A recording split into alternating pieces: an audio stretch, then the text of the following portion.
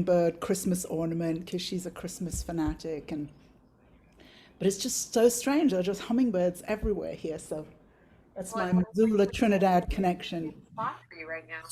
So we always let people in on time. I'll ask you questions for about 45 minutes, and then we'll open it up for questions. And it's very casual, very informal. Look, my blooming doorknob is still showing. Okay, I'll let them in. I'm gonna hang up on here because it's too noisy. Oh, people I know. People you know, Melissa? Lovely. Are. Yay. Melissa's friends showed up. That's so great. It is. These days it's hard Well, to remember you have friends. yes. My name is Joanne Butcher. I'm a business coach and I work with filmmakers. And oh goodness me, I, um, I have known Melissa for just a very short time, but it's very interesting to meet somebody who also has dedicated their career to helping filmmakers. I've been doing this interview series for a while, but I think this is the first time that I've had a guest who's also devoted to helping filmmakers. So that's really, really interesting to me. Um, and what we do in this, if you're new to the filmmaker's life, is we look at, how you build a career as a filmmaker. And the fact is that, I've been doing these interviews now for almost a year because I started when COVID hit. And there's no relationship between one filmmaker's career and another. They all look completely different. So Melissa, thank you so much for joining us. And I don't do a bio because we're going to sort of get to that. But my first question always is, when did you first know that you were going to work in film in some capacity? When did you first know? It would have been the early 1990s when I was working at the American Architectural Foundation, and we were clear that we had a national mission and we probably should be doing some outreach in television. And apparently no one else looked up at that. And suddenly I was in charge of making the television programming. And that's how and at the time, if you'd asked me, are you a filmmaker? I would have said, no, I'm a nonprofit. I work for a nonprofit. I'm interested in X, Y, and Z. It wasn't an identifier. It was just part of my job. So it was then. And we made 4, 5 television programs. Scarily, they still show up on TV sometimes. Really? Yeah, well, they were What meant were to they? be. What were They they? were they were films about how communities could be involved with community design and design charrettes, and how we all have a responsibility for what the environment we live in looks like. Mm. Yes, you could hire an architect. Um, and we worked station by station through the public television system and ended up doing probably 300 community events across the country, whether it was a design charrette or um, in Corpus Christi, they coordinated a series of radio spots about their historic buildings, or somebody else did a student competition.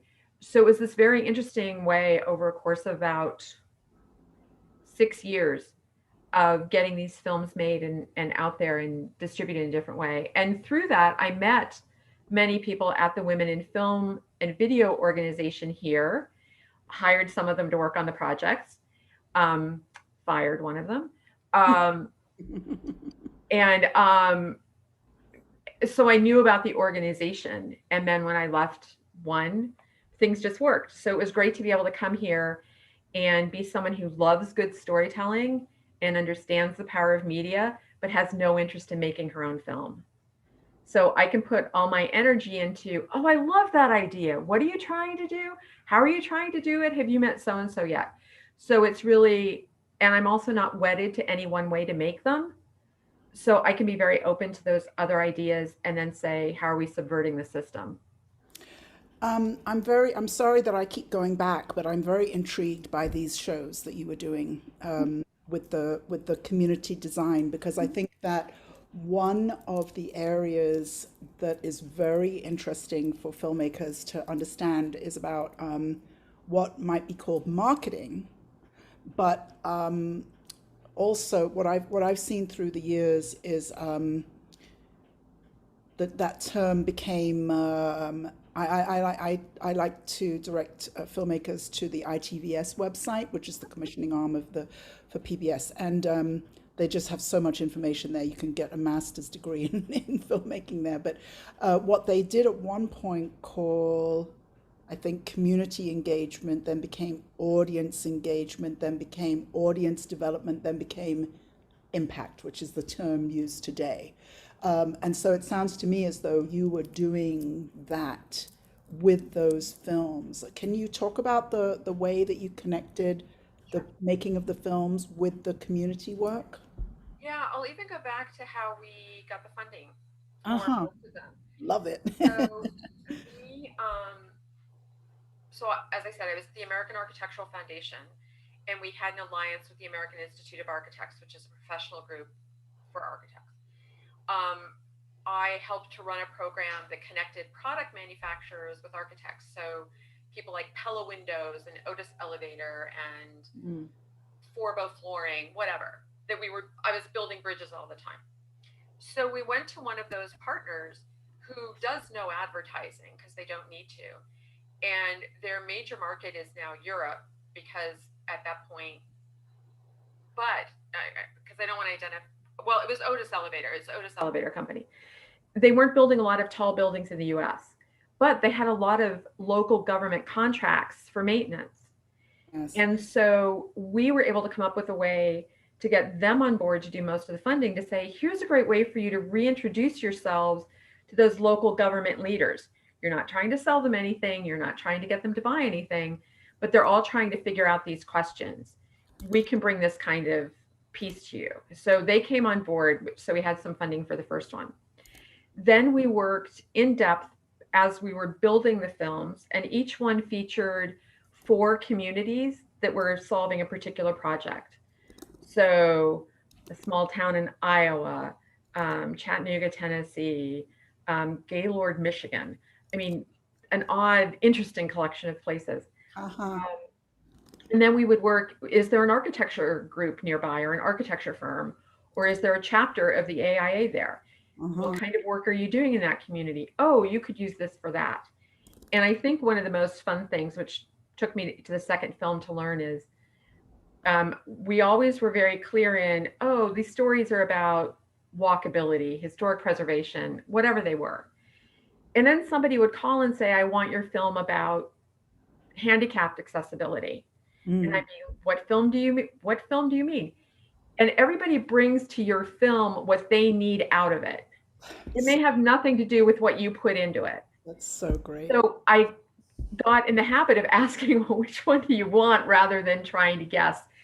And it was really interesting. But we also didn't have, we had some flexibility to build those relationships because we didn't need it on March 18th everywhere across the public television system. We needed it in those communities when it made sense for those communities to do the programming.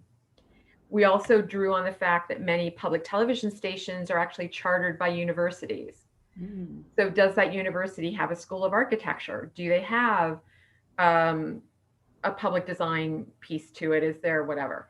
So we didn't have a lot of time, but we had the opportunities to build multi-layered partnerships in any community so that when they were showing the program, we had some stations do follow-up call-in shows with Mm. architects and the mayor Mm. there.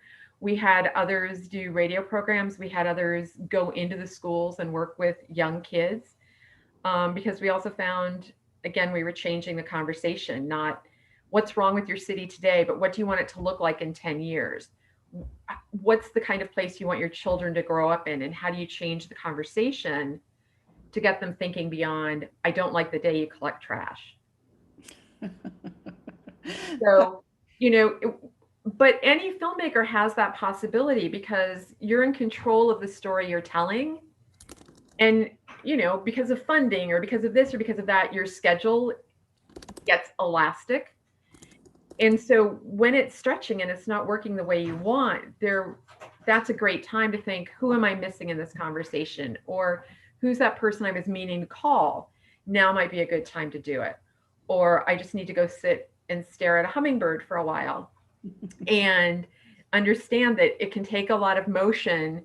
Yeah, Joanne loves hummingbirds. Um, there's a lot of motion sometimes that goes into forward movement. And I think I learned a lot of those things. And I also understand that everything's not going to work out the way you think it's going to. And I had a great entry into it. I mean, we had a great host. He was the former mayor of Seattle. We had kind of built-in partnerships that not everybody understood. So we spent the time to build that. And we ultimately had a little bit of money so we could do some grants. So I was at the PBS annual meeting for probably 6 or 7 years. I was at the APT meetings. So I was meeting a lot of those. Association of Public Television. Yeah, they're one of the distribution arms. It's APTS. They do a lot of the cooking shows and the painting shows that you see on weekends that go in that way. But they're another distribution arm. They're like NETA, APTS, or an independent station taking you in. This is great. I years ago, and I can't remember how, but anyway, I was at a PBS workshop, 2-day workshop or something about programming, and I learned about what I think back then thought of as a little old lady who taught knitting. And she would go into a studio every 3 months for 2 days and record 12 shows teaching knitting. And then they would all be screened on PBS. And at the same time, they would be selling the DVDs. And, she had this whole business going. And I just remember thinking, that is genius. It's genius. And the other thing, and the people I work with regularly know I'm a fan of public television. It's really important to remember in today's crowded media landscape, it is the only national broadcaster available to something like 98% of American households at no charge. So even the ABCs and even the major broadcasters are starting to, you may have to pick them up on Hulu or something. And it's great if you get on a cable channel, but remember, when they have a problem with it and they call the cable guy, he has nothing to do with what's coming over that broadcast entity. And the public television stations, why they work for those programs, they have a mandate to serve their public, to serve their community. So we went in trying to make it a win-win for them. And there are a lot of films, documentary in particular, that those opportunities in public television exist in a way they don't exist anywhere else. I mean, it's great. I encourage and applaud anybody who gets their film on Netflix or Amazon, or pick your streamer. But Amazon and Netflix and those groups don't have any obligation to help promote your film or let anybody know it's there or any of those things. And for us, for what we were trying to do, which was engage a community, public television worked well for those programs. Yeah, that community engagement piece is so significant. And what I'm seeing today, I have a lot of clients who are making films. In fact, one of them is on here. She may reveal herself, has just recently completed a short film that touches on cancer and healing from cancer. And so even when you're making a short film, if it has these kind of themes that can fit into the social impact piece of it, then I think that's really important for filmmakers to learn about. I've asked all of my clients who are either documentary filmmakers or who do have films in that kind of arena to take this class. I just put it in the chat. Peter Broderick, who's been in the documentary film space for his whole life, has been offering this class called Supercharge Your Distribution, but it really focuses on a very small slice of, in a general sense, it's called educational distribution, but a lot of people think that means universities and libraries. But this particular piece that he teaches on is about making money through conferences and that kind of engagement. So you just really described that whole piece, the architect the architectural associations, the companies that are end up being the corporate sponsors, you know, the elevator company, the flooring company, and so on, um, and the public television stations. So that partnership of all of those, and the mayor, the government piece, you know, all Oh, of and the that. garden club ladies, they were a big plus. But I love that your filmmaker has done a short form, because particularly if for action, if you want social action or you want discussion, it's really hard for people to give you 90 minutes of time and then stick Mhm. around to figure out what they're going to do with it. Mm. Now, it can support shorter films, can support longer films, but when we work with people and they're like, we want these kind of changes to happen, or we want this kind of use of it, it's like you really need to think about short form. It can be as powerful if you want, because you need to give people space to think about how they can interact with it. Right. So a short film can be part of I mean, I think you mentioned the word charrette, but it could be part of a larger discussion. So the filmmaker could maybe show a film for 20 minutes or 20 minutes of their feature or something like that, 3 minutes, you know, and then be able to create a discussion, a class, a workshop, um, a whole thing around that 20 minutes. Exactly. What we did was each one of those films had 4 or 5 stories in it. So Hmm. any community could pull out the story that made the most sense to them to show before it is a conversation or to take into the school class. The entire film was being shown by public television, Hmm. and they could show the entire thing in community meetings. But we were very deliberate that way, thinking that communities would have different stories they wanted to open up. So they flowed together, but anybody could pull out, the chapter they needed, if you will. And that can work, incredibly well. And it's another way, rather than making 5 full-length films necessarily, which, oh my God, you know, Oh my God. can you tell it enough that you can keep building off of it?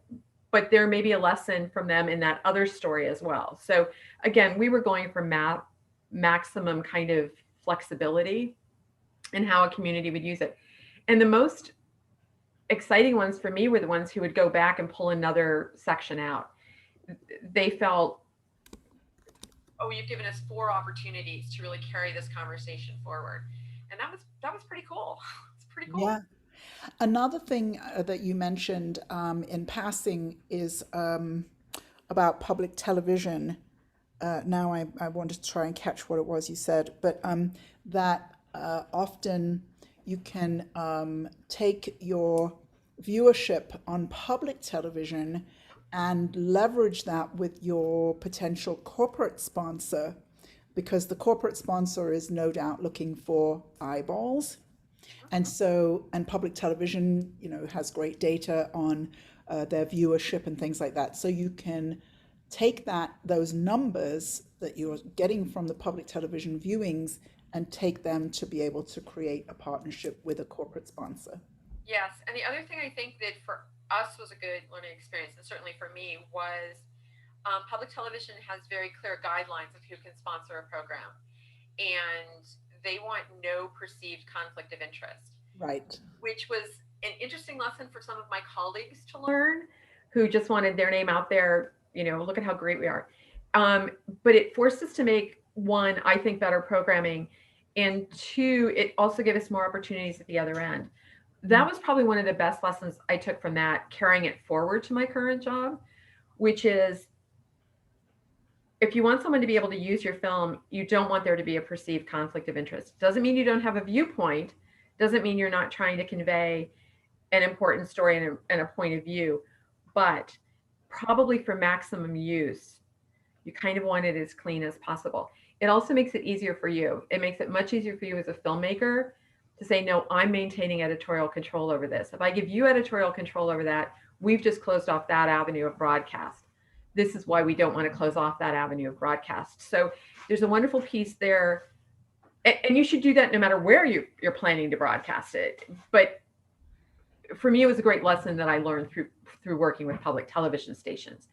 And and it's different. A national public broadcast system broadcast is different. Individual stations can make slightly different decisions, but we chose to meet the highest level of hands off as we could so that we weren't keeping anybody out of the discussion.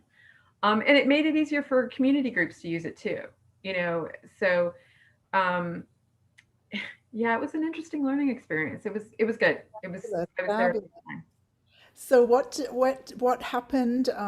What move did you make after that particular role? So I started there as an unpaid intern and left after 18 months as an interim president.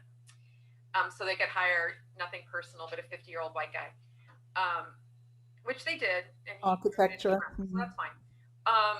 So I consulted. I worked for some major historic houses, and my background is historic preservation and urban planning. So I was doing a lot of strategic planning, and after about a year, 15 months, I'm like, I really miss working for a board. You know, I really miss that kind of, it's really tough working on all the strategic planning and getting everybody excited, but knowing when you leave, there's no one there to actually see that it's happening, no matter how much you do. And right about that time, Women in Film was looking for a new executive director. So it was kind of happen chance to fall into it. We all thought maybe I'd be here for 5 years. I think I've started my 16th now. So I'm building up, those kind of connections and responsibilities and a deeper understanding.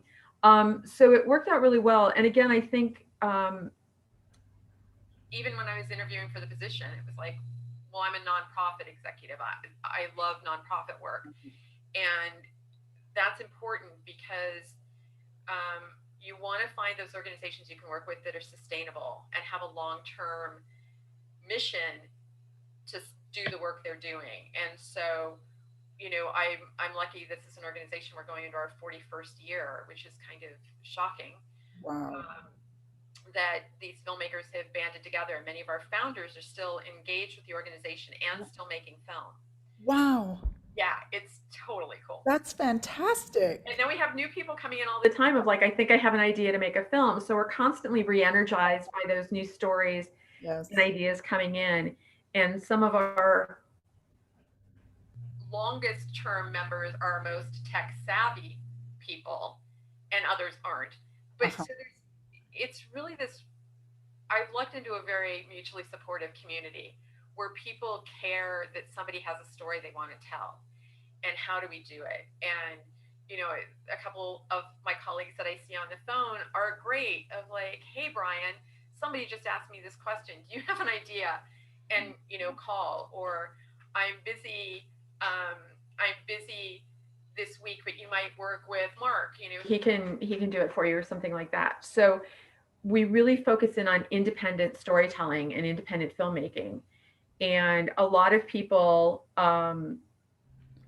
it was known as a nonfiction community for a very long time. It still is, Let actually. me, I'd like to go back a little bit. Mhm. So 41 years ago, this organization was founded. I'm terrible at math, so when was that? In the 1979, 79. a Okay. whole other century.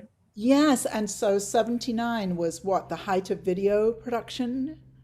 Yeah, Yeah, a yeah. lot of news producers, and 12 women got together. They had other ideas. They weren't necessarily getting access to equipment.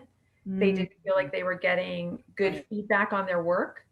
And so they were like, let's get together and watch each other's work. And I'll teach you how to work on a Steenbeck if you teach me how to use this camera, and, that kind of thing. And so it started as Women in Film and Video. And interestingly, New York started in the 1970s. Their organization, the Women in Film in Los Angeles, started in the 1970s, Women in Film Atlanta. And then in the early 80s, these organizations kind of found each other. They had no idea the other ones were out there. And we're all independent of one another. Our markets are very different, so that makes sense. But we collaborate a lot nationally and internationally.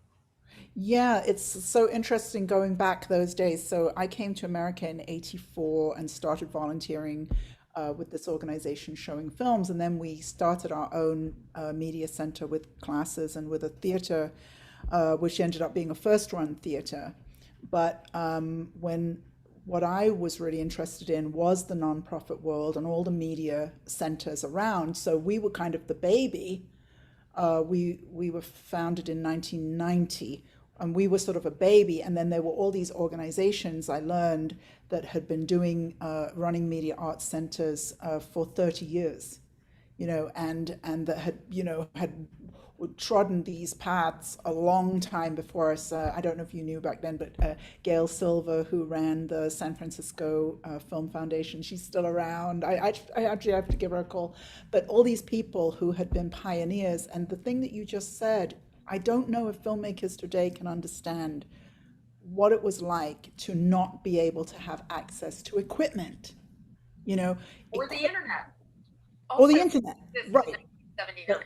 No internet, no equipment. If you were once you were no longer a film student, there was no access to equipment. Right. And one of the things that we did at my organization is, and I raised the money to buy an edit suite.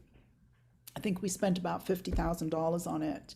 And a year or two after I swear it was my blood, sweat, and tears that went into buying that equipment. They came out with the first Final Cut Pro. And all of a sudden, filmmakers were able to have their own edit suite in their own house, and their own computer. And all of a sudden, that equipment was. Well, and what I love about what this organization has done, particularly in the last 20, 25 years, is they've used their nonprofit tax organization to actually, there's a fund for mid-career professionals to take a workshop at the main media workshops. There is a small professional development scholarship for someone who's only a few years out of school. About 10 years ago now, we started a seed fund for documentary filmmakers. And they're small grants. They're small grants, but we understand how rare it is to get first in funding for a documentary film. Yes. And we've been able to award 2 a year, and they can use it for whatever they need the money for, whether it's making their fundraising trailer or sitting in a cabin and writing, not worrying about how they're going to pay their rent that month.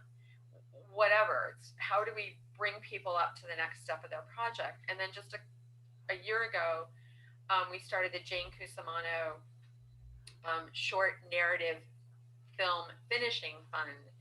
So it's a little bit of cash, but then some of our local post-production houses donate services too, and the first film has come out of that. So they've also been very willing and eager to keep up with the kind of work this community wants to be making. So it's been that shift, but at the core, it's always, how can we help you to be the best professional you can be? Whether you're a justice lawyer during the day or whatever, and a screenwriter at night, do you understand what screenwriting formats are?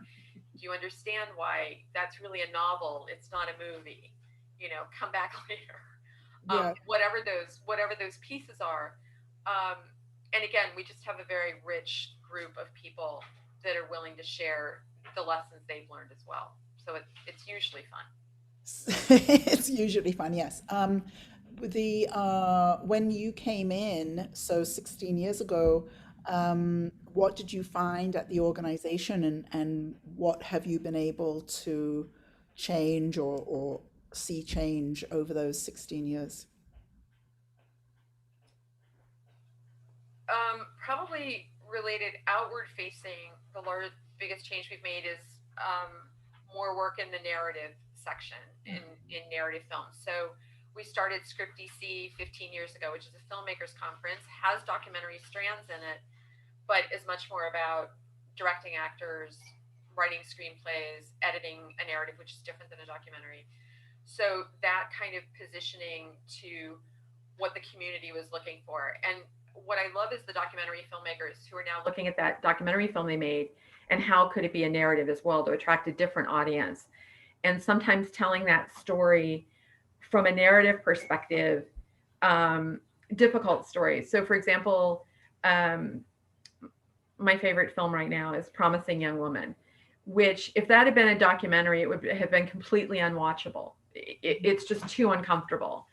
But as a narrative, you're swept into the story in a different way, and you're thinking differently about important issues. And thankfully, it's gotten a couple nominations and it's won a few prizes. But I can think of several films like that. Loving and the Loving Story. It started as a documentary. Oh, did It was, it? yeah, it was The Loving Story first, which was a documentary.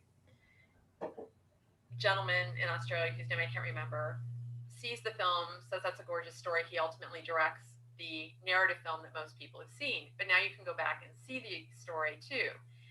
So there are these wonderful things that can be told in multiple ways.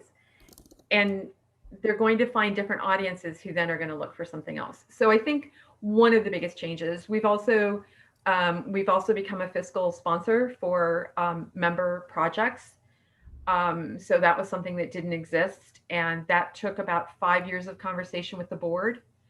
Because it's a big, like, what if it doesn't work? What if they don't finish that film? What if they don't? Okay, all those things might happen, but none of those things will happen if there's not that, structure for it. And I'm thrilled to say that several films have been finished. They've done well. They've been broadcast. They've been in festivals. They're in process. So it was things like that. I think by making sure the organization was very sustainable. I like budgets. Mm-hmm. Sometimes my favorite part of the week is the 15 minutes in QuickBooks because I actually can finish something as opposed to a film that's going to last for 10 years that, they just keep coming, you just keep stretching it through. So we work very, very diligently to make sure we can afford what we say we want to do. And we really, in case all of you don't know, nonprofit doesn't mean you don't make a profit. It means you reinvest that money in your mission rather than with shareholders. I love finishing the year in the black, with a little bit of money. It's like, oh, we can do the seed fund for another year, or we can make some scholarships available to people this year that, really strain for that. Or this is another way somebody who might not be engaged with us can be engaged with documentary filmmaking. So those kinds of things have changed and evolved. And because we have that, we're very careful. We're very fiscally conservative. We do a lot on a tight budget. It has also allowed the board and some of our members. I'm a great one for kind of getting out on a limb and saying, well, let's try this. But I know the board's not going to cut the tree down. Mm-hmm. So by having that firm foundation, we can explore other opportunities.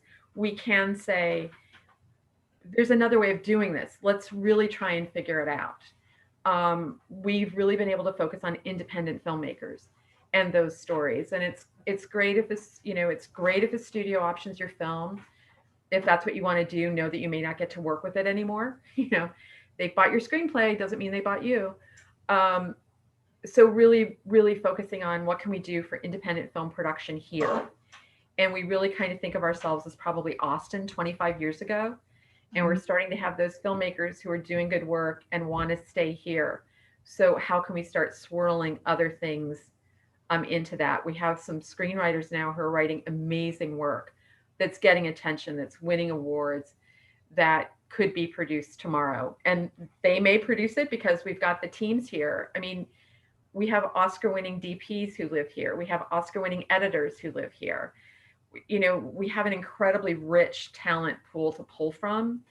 And right now there's some other really good stuff going in that pot of soup that we're starting to get a meal out of it. It's been a lot of different ingredients and now we're almost to dinner. It's very cool. That's amazing. So I guess with a 41-year-old organization, you can really say, we have built this film community. That's awesome. So one of the last things I did before I left my film organization in Miami was a Florida film competition. And so it was for a feature film. And the prize was $25,000 cash and $175,000 worth of goods and services, which was a great way of getting the film industry together because they weren't a very together kind of group. And then the producer had to enter the competition, and basically the work of entering was to put together a business plan that went with that project. And the majority of the the finalists got their films made. So I knew that, I learned that if you can get a filmmaker to focus a bit on the business, then they will do well with their film. What have you learned at the organization that works to help filmmakers get their films completed? Sometimes remembering to breathe.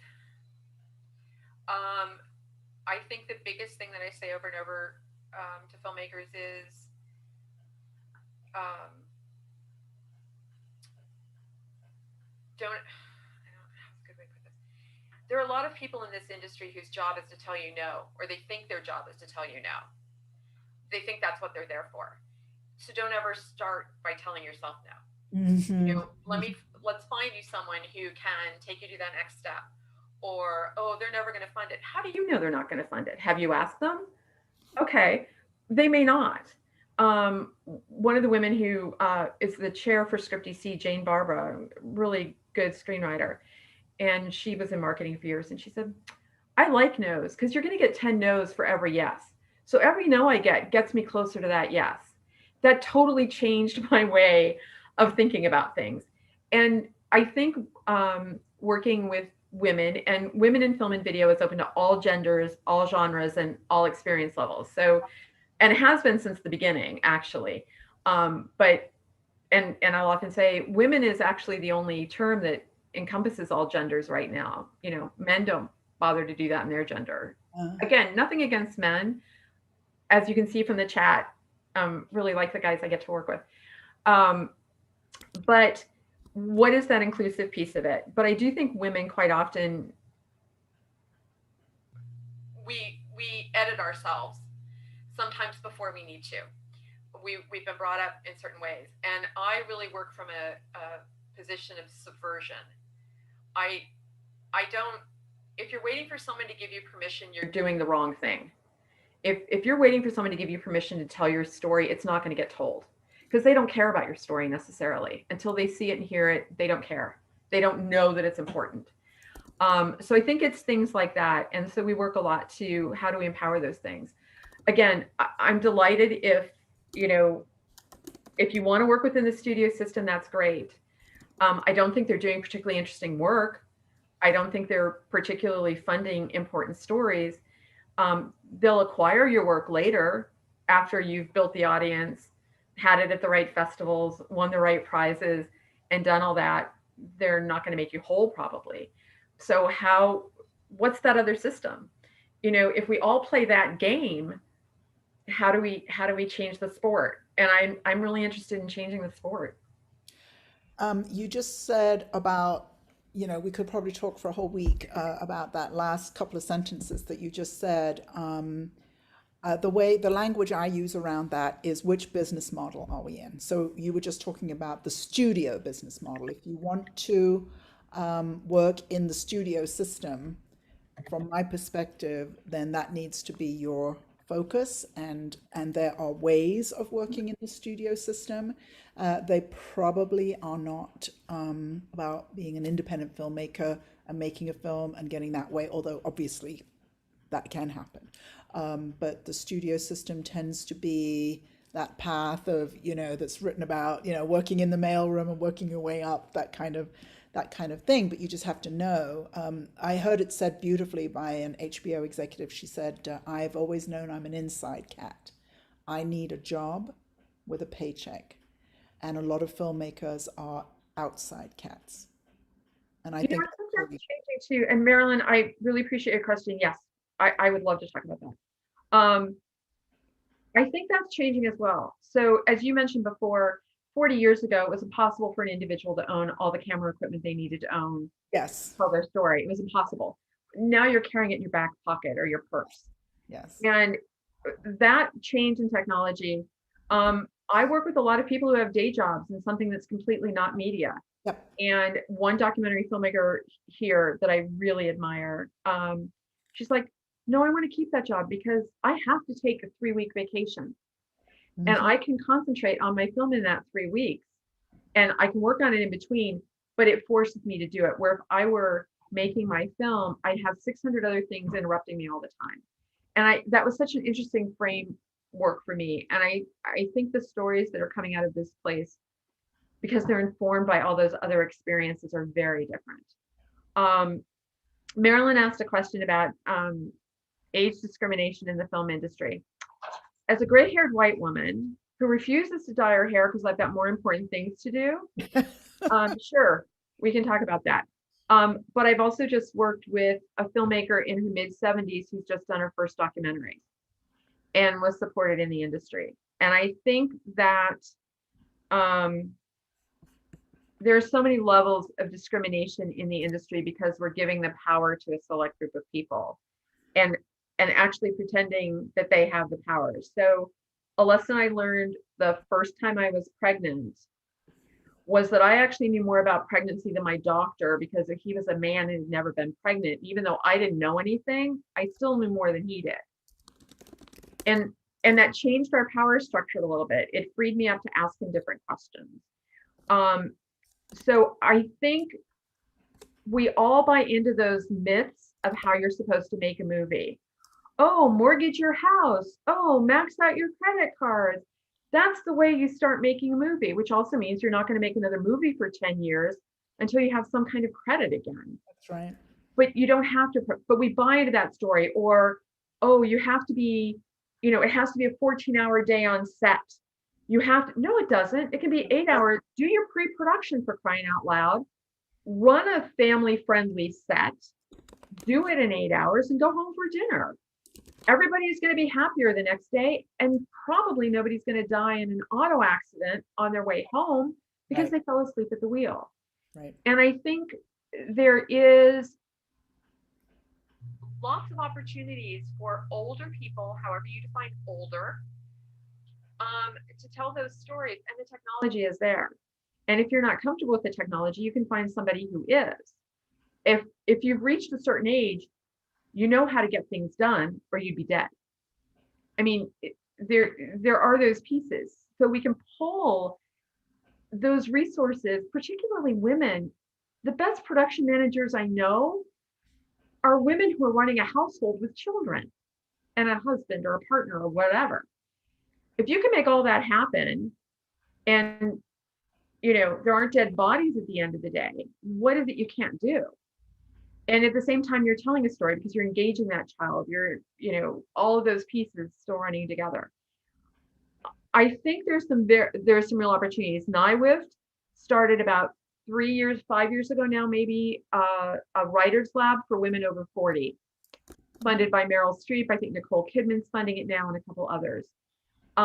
There is a huge opening for films for mature audiences, because the people running the studios who are enamored by 20-year-old filmmakers don't think there's an audience for it. And they say, oh, there's not an audience because nobody's there, but you haven't presented anything to that audience. So, there are things like the Jane Austen Book Club is one I can think of that Robin Swycord wrote several years ago. Interesting actors, good enough story. First Wives Club. I mean, we can think of them if you think for a minute. And that audience is opening up dramatically, because the other thing, and I think Meryl Streep commented on this with one of her films. She really pushed to have it open over the Christmas holidays. And they were getting pushback from the studio. And they're like, no, this isn't the kind of film for the holidays. And she said, excuse me, this is an audience for middle-aged women. We don't run out to the film on opening weekend because we have lives. And if we want to go with our friends, it takes a while to arrange those schedules.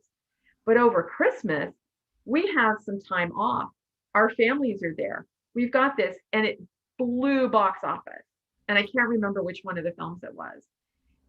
But they didn't think of that audience or what would work for that audience. It was still like, if it doesn't happen on opening weekend, we're going to pull it in under a week. So there's no time for word of mouth to build that can pull an audience forward. That's changing right now. The art houses have all started virtual cinemas. They're showing amazing films, and they're keeping them on their schedule for 3 or 4 weeks because they're not limited to, they only have 2 screens. Right. So, there's that kind of thing going on. The Netflixes, the Amazons, you can find things for those markets. And we're starting to see some movement there of what's that audience for those films and who's making them. There are also people like the most interesting production companies that have started in the last 5 years have all been started by women of a certain age. Mm. And in part because they didn't feel they were getting the parts that they thought were particularly interesting or spoke to their experience.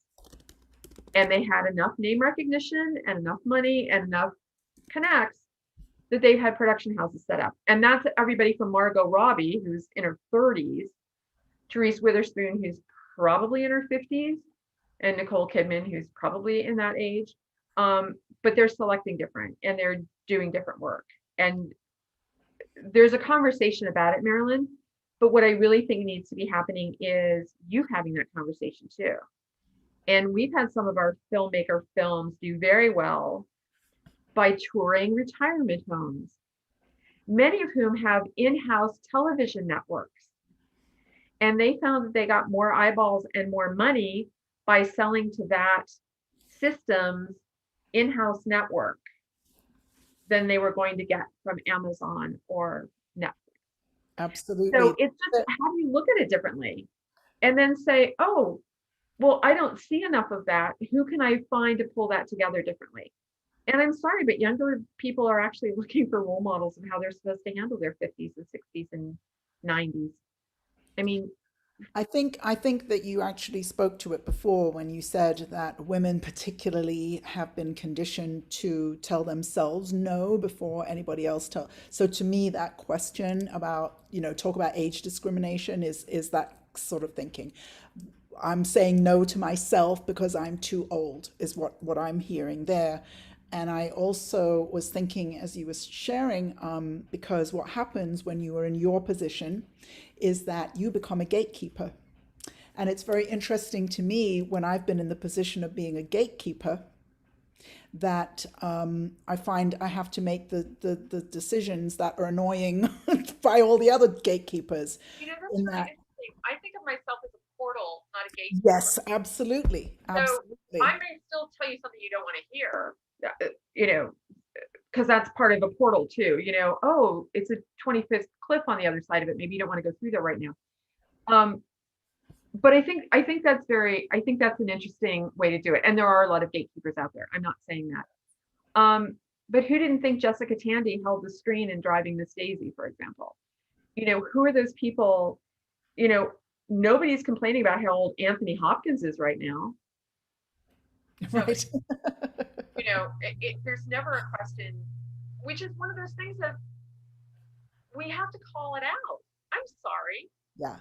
If you see it and it just makes your skin crawl, say something about it.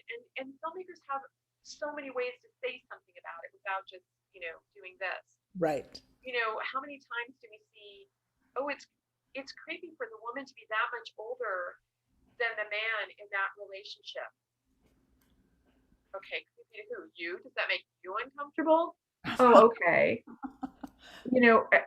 How many years have we watched it the other way around? I just told a story about that this morning at my first film festival that I ever attended.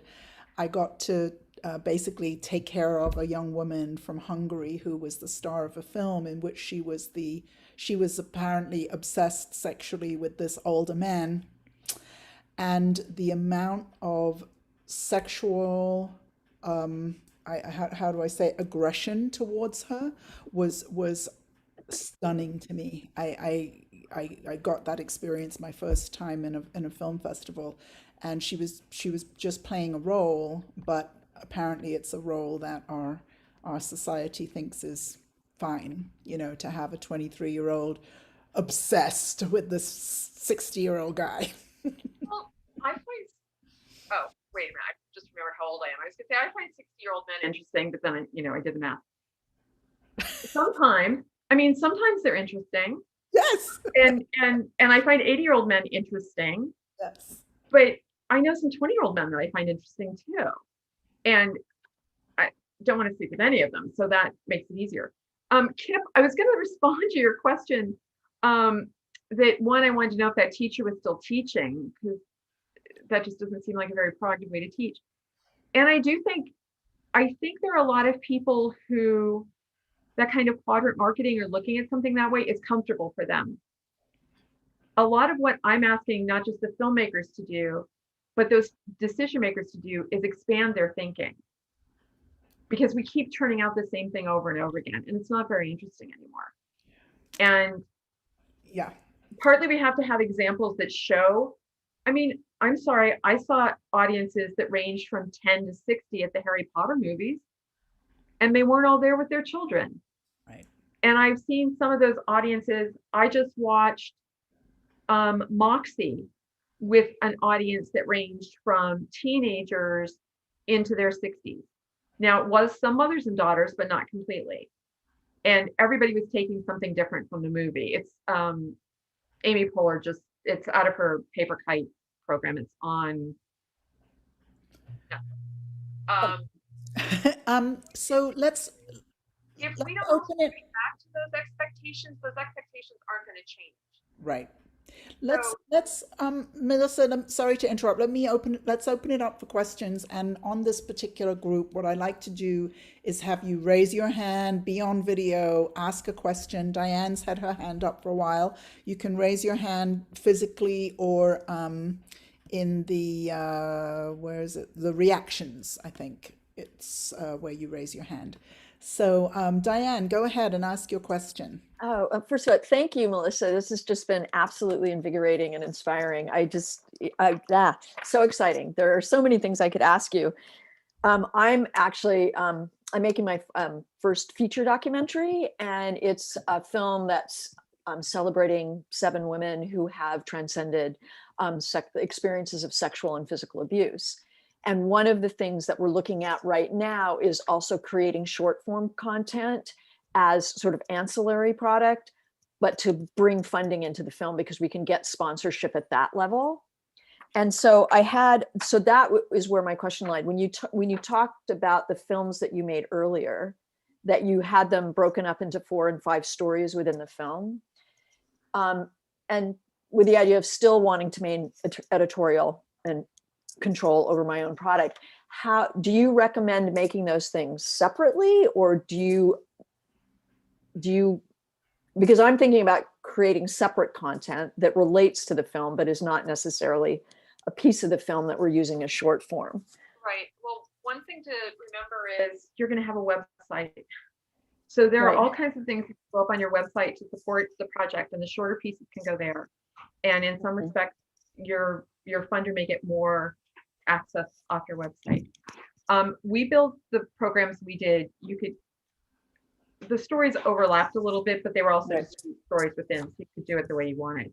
That doesn't work for every project. Mm-hmm. I think the bigger question, my question is, who's your audience for the film?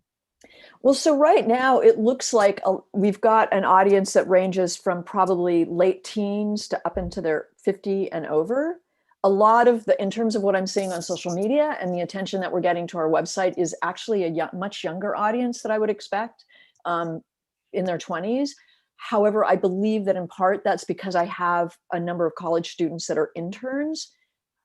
So I'm wondering if that's sort of drawing attention to the film, that are, making it appear that our audience is in that demographic. I'm not clear on that yet. So part of your audience is, and you answered part of my question, but let's deal with the age piece. If the 20-year-olds that you're working with are engaged by your film and talking to other people about it, then clearly that's part of your audience. Remember, their mothers who may have been abused probably never spoke about it. Right. And they didn't report it. So that can be a great way to crack open that other section of the audience. Okay. What I really meant was, where do you expect people to see your film? Oh, okay. So we're looking at, so I am one of Joanne's clients, so I do have a first look deal with Mutiny Pictures, who's a U.S. distributor and an international sales agent. I am, our goal is to be finished and ready for distribution in September. So we are going to be entering into festivals. I do also see, like, locally and then regionally, what we're talking about doing is partnering with nonprofits. What we're looking at doing is partnering with nonprofits that deal with these issues. And so then also doing, I mean, what I like about the idea of festivals is being able to screen and attend where there's sort of informational things going on. So I also see us being able to screen it locally and in areas that it's in conjunction with organizations that are supporting the cause of rape prevention. Yeah, that's the people around that subject matter, because you also need to have that expertise in the room. Exactly. So yeah. And I would anticipate, even if you're in festivals, you want to keep it in smaller screenings, because let's be honest, if we're all busy, and even if I'm going to the festival and there are 5 different films playing at that time, they're not, yeah. the breeze to go to that film, and it needs to feel interesting and comfortable. You know, so, but that's something very different if you're working with a lot of nonprofits in that subject area who can convene that group that put it in a different way, or that host a filmmaker that I love the way she did for distribution through festivals. She was in touch with those partners in those communities up front and actually arranged for them to help co-promote those screenings, which help the festivals, because a lot of festivals are volunteer run and they don't have a lot of bandwidth to help you with promotion. Right. Really build those community partnerships and got them engaged with the festival in a different way. Just took it off that person's load, you know, and gave it to someone else. I think the other thing too, there was a film that came out a couple years ago called The Light of the Moon. It was distributed by IWW, and right now I can't remember the filmmaker. It was a film about rape, done in a very different way. The protagonist, Stephanie Beatrice, actually was the female lead, and it's not a comedic role. You should see it. But what was really interesting about it is they were it was really hard to think of another film that had been done where the person who was raped was either not a victim or vengeful. Those are the 2 models we're given. And this is a very different film. But one of the things that was fascinating to me was the male lead worked out also his own distribution campaign to have it shown to men, groups of men. Oh, wow. Okay. Because the other thing the film was doing was, how do you rebuild those relationships? I would encourage you to see the film. Actually, it's a very good film. Yeah, thank you. Called The Light of the Moon, and I'm sorry I can't remember the filmmaker. Michelle just distributed it. But that was totally counterintuitive for what people were thinking who needed to see that film, and what were the pieces of the film it could take forward. And he committed himself to being at those events. So think of some of those pieces too, because in a very crowded media landscape, you do still need a hook that's going to get someone to think, what? What did you just say? Because then they are going to follow up on it, rather than, oh, this is the 15th Adventure movie. Sure, I should go because everybody needs to see it. You might get there, you might not. And for those films where you want audience engagement with it, if you can give them that piece, that's helpful.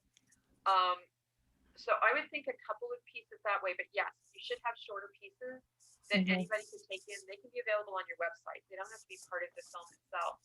And you actually want to drive people to your website. It's going to be one of the ways that you're gaining other audience input that you then get to use in other ways to build other partnerships, to say this is how many people actively engage with the project. And that's very valuable information for your distributor as well. All right. Well, thank you. Melissa, what's the best way to get in touch? Is it? Can I just move on to Brian? I just wanted to find out a way to get in touch with Melissa. It's in there. All right. Thank you. Thank you so much. And thanks, Joanne. 49, Marilyn, did you slap whoever was giving you a hard time at 49?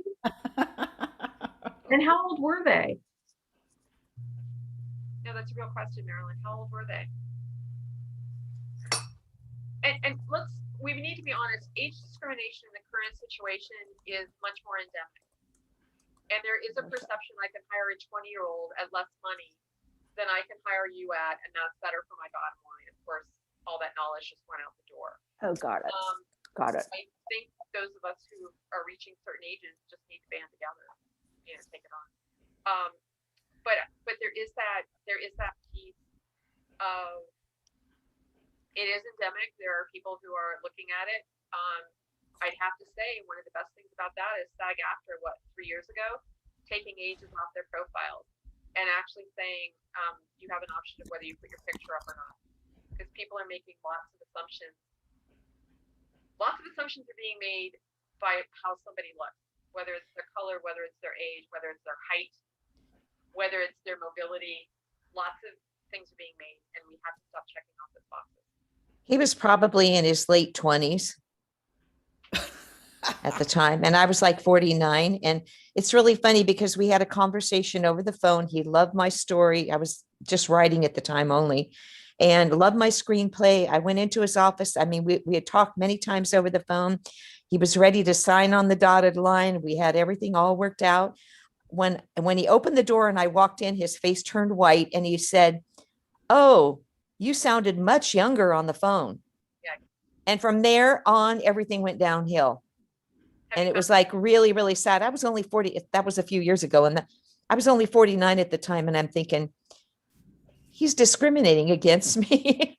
And he's like in his 20s. And, he's like the age of almost my grandson. I was just really upset at the time, but hopefully. That is, there are people who are making films in that age range and are looking for scripts in that age range. So Mary Jane Skalsky is a producer out of New York. Maven Pictures is doing some interesting work there. Reese Witherspoon and Nicole Kidman are looking for it. I mean, there's so many other places, you kind of make sure you invite him to the premiere when it happens, and he can sit in the back of the room. Let's see if we can just keep Melissa on for one more question. And Brian has a question. Melissa, Oh, hi, Brian. I've been reading about non-fungible tokens, and some people are making an obscene amount of money. Is there a role with those for filmmakers, do you think? And how would you go about cashing in on that? What was the phrase you used? What? Non-fungible tokens. I thought you said man fungible. I was like, what? Yeah, well, only if you're a man of a certain age. Yeah, it's like a Bitcoin. I mean, I find it a reprehensible way of raising money, but yes, I think there are ways a filmmaker could raise money that way. Probably not with their film.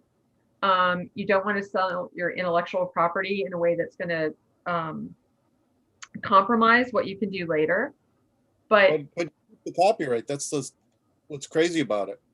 Right. Well, yeah, right at this split second, it may also get shut down. But knowing the creativity of the people who are on this call, yeah, I bet you could come up with something, raise a significant amount of money that way, and make a film. If I may speak. Yeah, go ahead, Rolf. I thought you had something to say about this.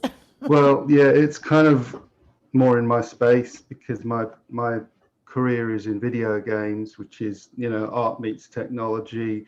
I rub shoulders every day with technical people, programmers, engineers who are pretty familiar with the technology behind this kind of stuff.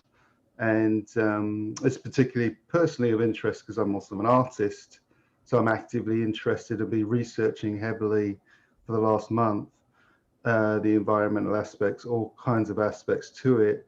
And I also have several people working on projects already to try and figure out how to create all sorts of things, virtual worlds related to it, investigating how to monetize it potentially for films and so on. So I think there is huge potential here.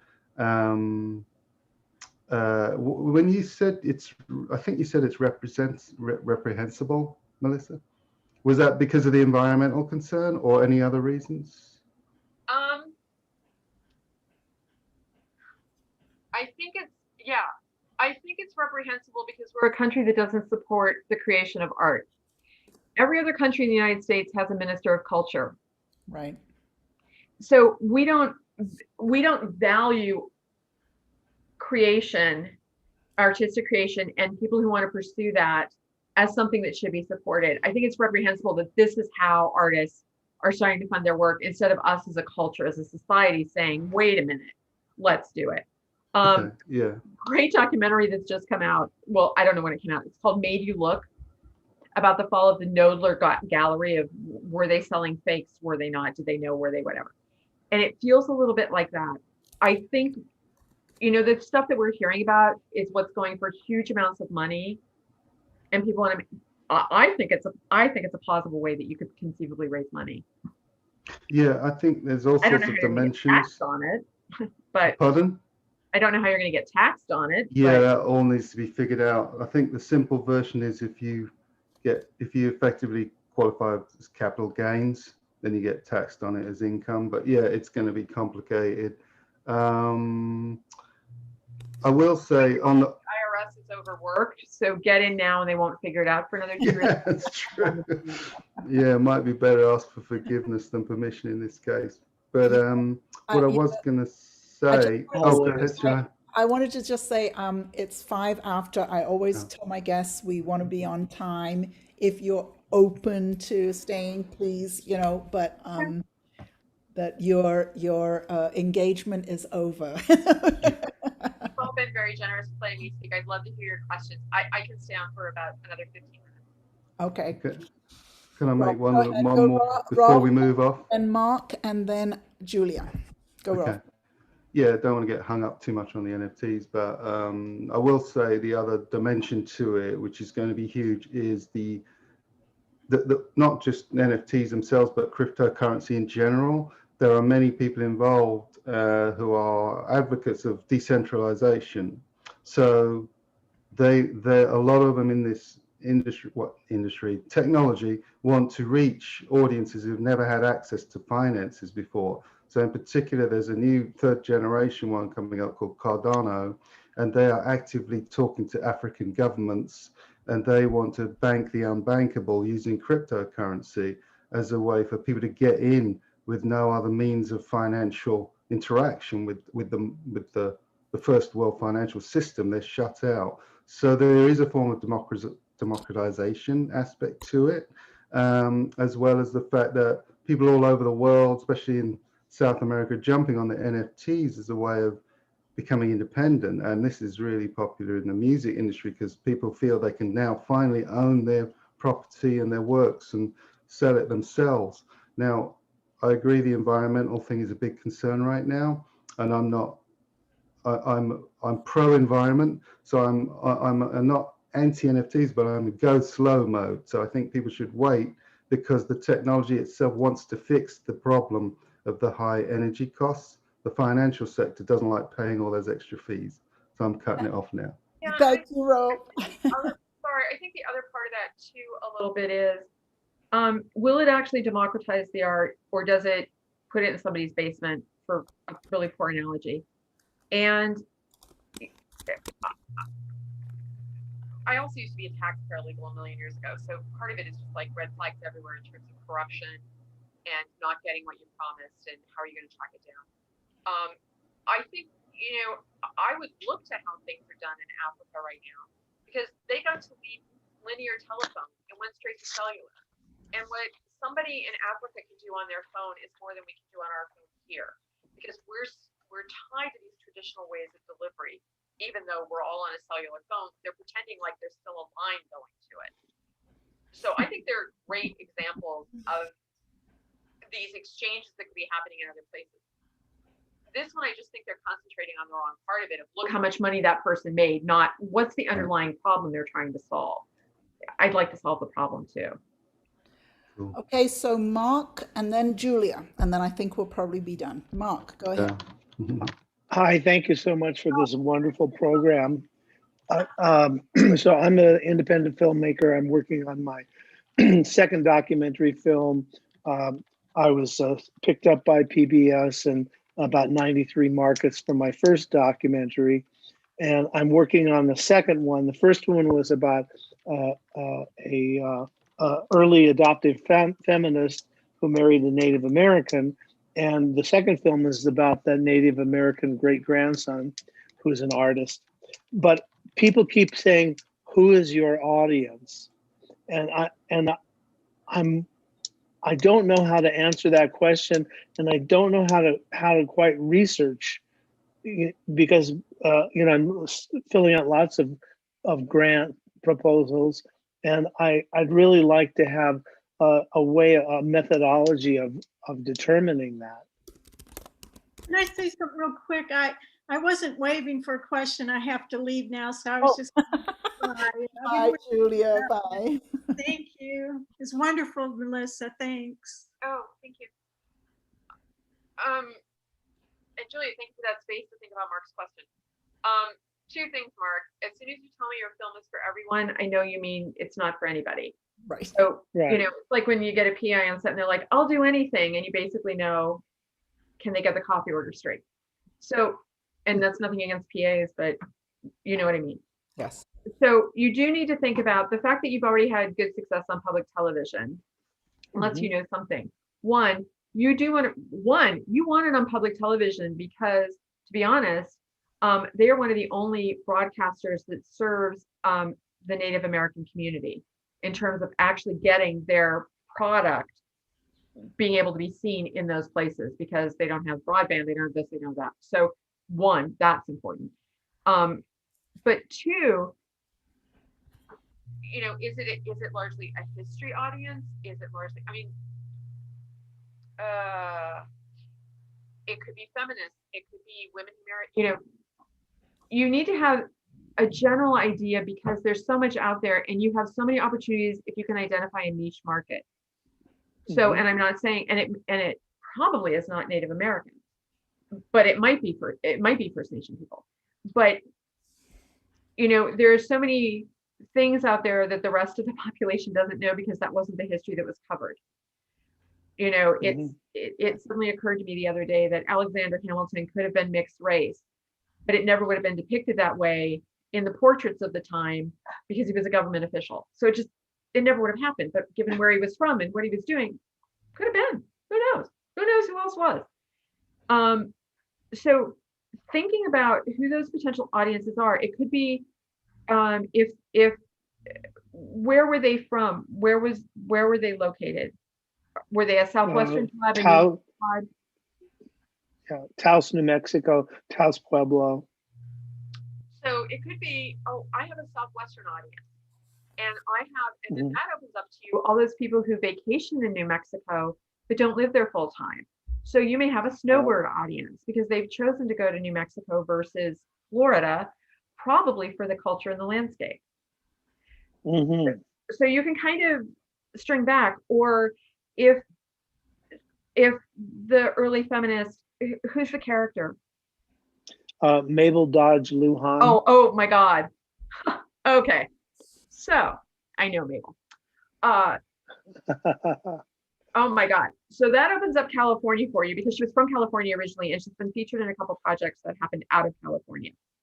Two, she's a hoot and a half.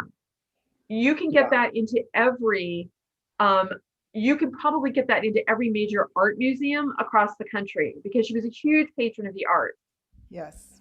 She also, you're already connected in with the Georgia O'Keeffe and the Alfred Stieglitz thing, which opens up New York State to you and upstate New York, because there's this dichotomy of, plus Virginia, because was O'Keeffe from Virginia, New York, or New Mexico? Because she grew up in the East and she moves west. Plus, Mabel brought her to New Mexico. Exactly.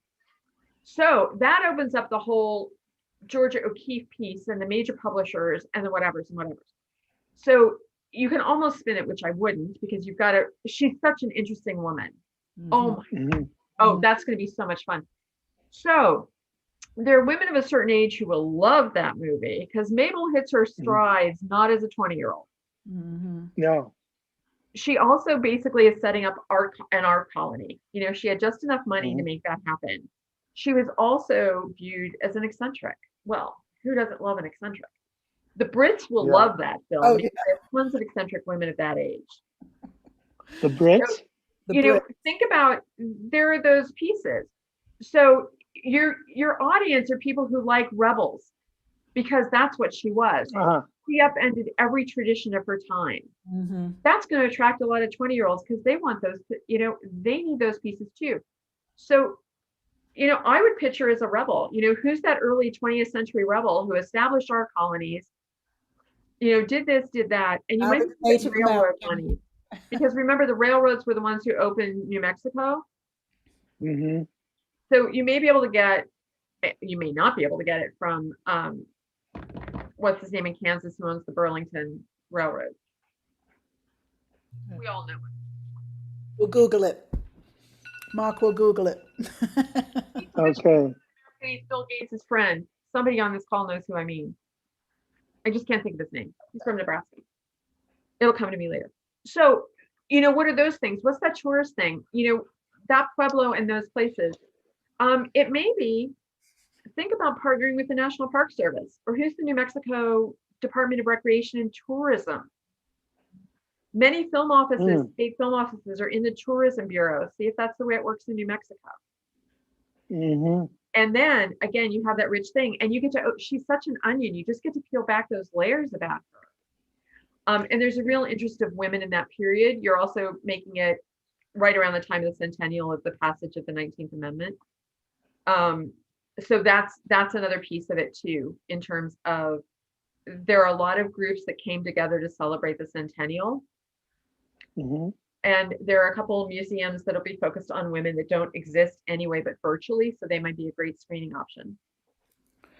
The on a practice, it's so great to hear you just brainstorming and riffing on all these target markets. Thank you. And the other thing, the sort of practical way that I see it is as a filmmaker, and Mark is an independent filmmaker who's great at building community, but is basically a team of one in a sense.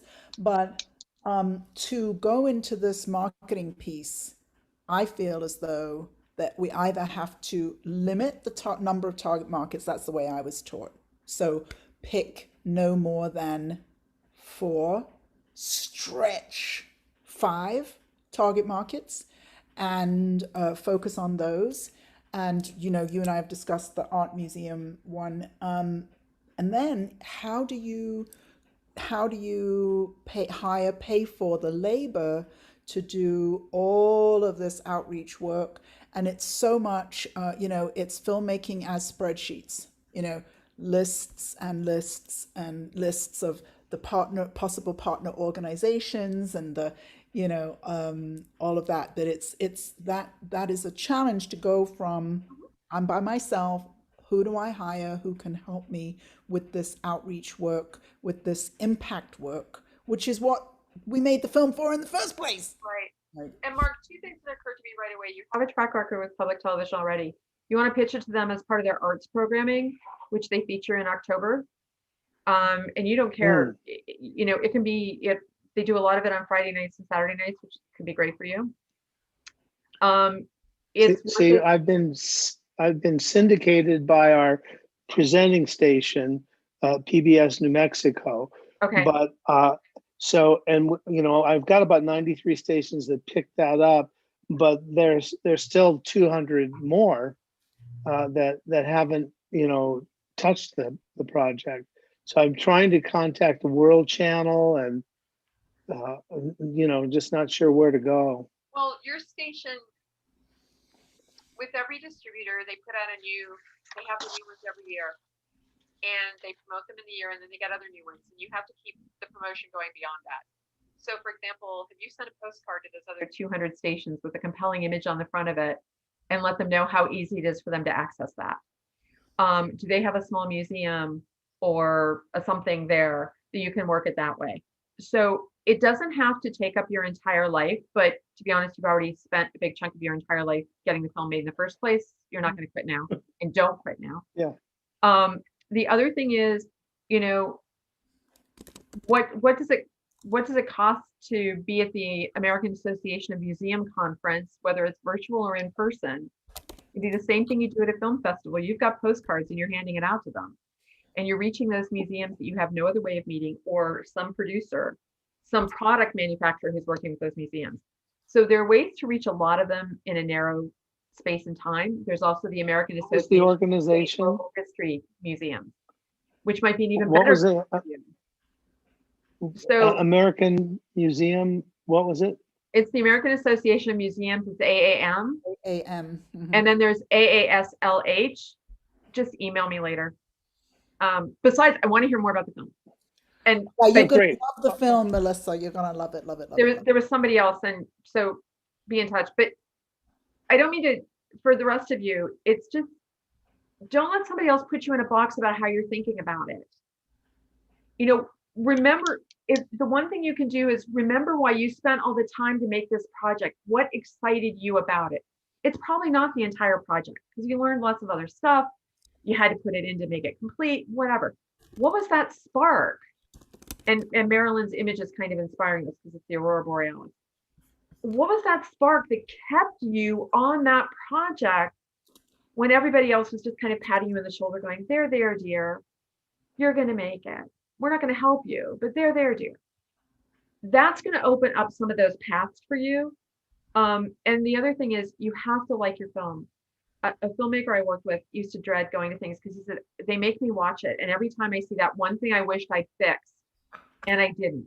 So if there's one thing that makes you cringe every time you look at it, please fix it now, because you're going to be watching that film for another 5 or 10 years on the independent circuit. I have to tell you that I can watch my film in an audience and go through it and not go, oh, anymore. Best news ever. Best news ever. If you can do that, you are a success. And your audience Thank will, you. and your audience will like it better too, because if it made you cringe, it's probably going to make somebody else cringe. Yeah, I edited for 3 years after the premiere, and now it's like I'm done. It's good. It's good enough. It's good enough. I'll send you the link, and I'd love to communicate with you. Thank you so much. This has been extremely helpful. Oh, good. Thank you. Thank you so much, Melissa. It's just awesome to have you as my guest. And and I Be in touch with me. I'd love to hear about your projects. And if there's any way we can be of any assistance to you, don't hesitate. yes, some of your programs are open to beyond DC. All of our program right now, everything's virtual, so all of our programs are open. The commute's the easiest ever. It can be a pain in the ass in this town to get 4 blocks at certain times of day. So all of the programs are open to people. We love it. And the other thing is, as I learn about your projects, that helps me in my job of like, oh, wait a minute. Have you thought about that? Or have you thought about this? Or, oh, I saw something, you know, whatever. Look and see who produced that. Or where did that one go? You know, there's no problem with copying what worked for someone else if you have enough hooks to make it work for you. Because most humans who are not independent filmmakers are not particularly inventive. They really just want to do something that worked for them before. Yeah. So That's- find those people who had success with something similar and let them know you're their next path to success. You've done all the innovation, but you can let them be dull, boring people who only have one mindset. Use them to your advantage. That is great. That is it's so true, though. It's so true. If everybody was smart, Yeah, and filmmakers are creative enough to be able to put themselves in the mind of the person they're speaking to, and then speak to that. Yes, great. exactly. That's great. Yes, use your creativity to your advantage. Well, this has just been an absolute pleasure, and it's just great to both learn about your very marketing partnership mindset. Now I know about that. I will be calling on you, I'm sure. And thanks for all the work that you do for women filmmakers, all filmmakers. It's just, Melissa really works so hard. It's really